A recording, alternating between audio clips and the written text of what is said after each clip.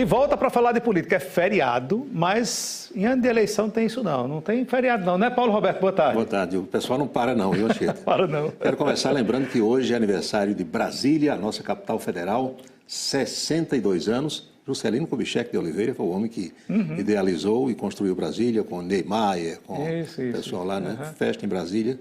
Uma bela cidade, uma bela cidade. Cresceu muito, né? Isso. Tem muitos problemas também. Tem. Mas de Brasília vem a principal conversa dos temas políticos de ontem, que foi a decisão do Supremo Tribunal Federal. Você falava ontem do julgamento, né? Julgamento do deputado Daniel Silveira e, como nós tomamos conhecimento, está aí a foto dele, 10-1, pela perda do mandato, pela prisão de 8 anos e 9 meses e ainda mais uma multa, de cerca de R$200 mil. Só o ministro votou pela não cassação e não prisão, que foi o Nunes Castro.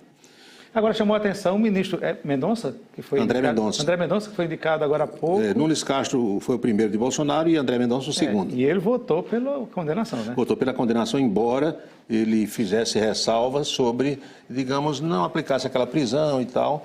Quem não quis que ele fosse preso de todo jeito foi o ministro Nunes Marques. Agora, Anchieta e amigos, vem o grande problema. O que fazer agora? Desde ontem que juristas se pronunciam nas redes de televisão, dão entrevistas às emissoras de rádio e os próprios ministros têm dúvida do que vai acontecer agora. O homem é preso imediatamente? O cumprimento da decisão é instantâneo? Depende da Câmara dos Deputados? Veja que confusão se estabeleceu, porque nem os juristas se entendem, nem os próprios ministros. Como é conturbada, embaralhada a legislação brasileira. Muita lei, mas muita brecha, né? Muita brecha e muita margem para interpretação. Com todo respeito a juristas, aos constitucionalistas, eu, em determinados momentos, data vênia de quem de direito, eu comparo as leis brasileiras ao regulamento do campeonato paraibano. Cada pessoa que lê entende de um jeito, interpreta do seu modo, e no fim a confusão está formada. Vou dizer que o Paulo também é advogado, viu? Além de jornalista, advogado. Eu quando fiz direito, tinha uma máxima entre os professores e os colegas advogados que dizia o seguinte: o seu direito é bom. Quando alguém consultava um advogado, levava o problema, ele analisava e dizia: o seu direito é bom. Tinha a história do fumus bonum juri, a fumaça do bom direito. Hoje nenhum advogado pode dizer mais isso, porque cada um interpreta do seu modo e ele não sabe como o julgador vai interpretar, porque a lei dá margem a várias interpretações. Não é que o juiz, o desembargador, o ministro estejam errados, não. É que a lei dá margem a várias interpretações e cada um entende do seu jeito, do seu modo. E cada um vai buscar.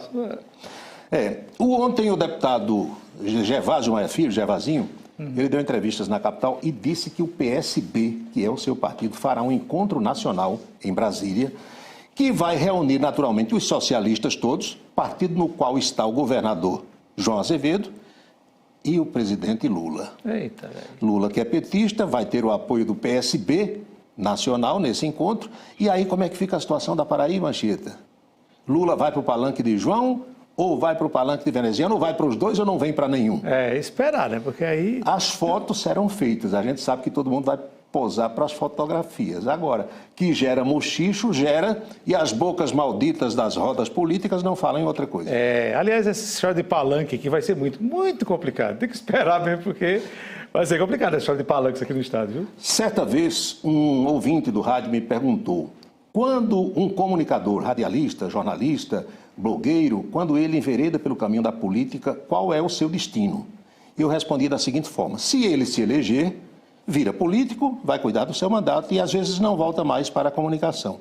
O problema é quando ele não é eleito, porque ele fica carimbado de um lado da política e quando volta aos microfones ou às câmaras de televisão, todo mundo vai pensar que ele só defende um lado e acusa o outro. É complicado. Dizem que isso está ocorrendo hoje com o nosso colega Nilvan Ferreira, que atua em João Pessoa, que foi candidato a prefeito da capital e agora é pré-candidato ao governo do estado. E dizem mais, os analistas, os que estão mais próximos, que logo, logo pode ter problema entre ele e o Wellington Roberto, deputado federal, que é o presidente do PL aqui na Paraíba.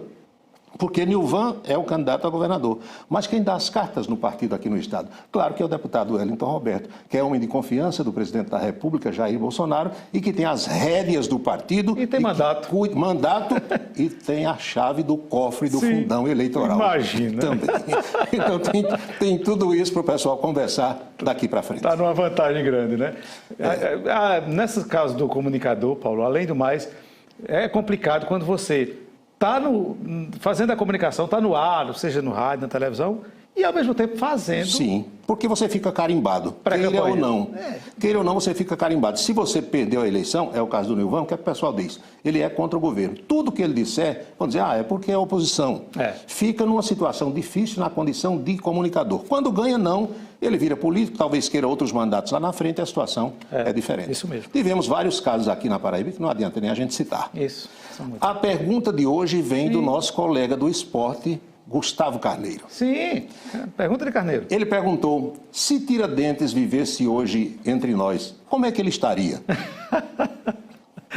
Eu respondi, Carneirinho, Tiradentes seguramente não seria morto nem esquartejado. Sabe por quê? Porque ele já teria entrado no esquema. Todo mundo sabe que Tiradentes chegou àquela situação por conta da reclamação da coroa portuguesa dos impostos que ela cobrava. Houve uma manifestação contrária, uma rebelião. E Tiradentes foi enforcado e esquartejado por isso. Mas hoje ele já teria entrado no esquema, seguramente. Outros tempos, né, Paulo? Outros tempos, é verdade, sem dúvida.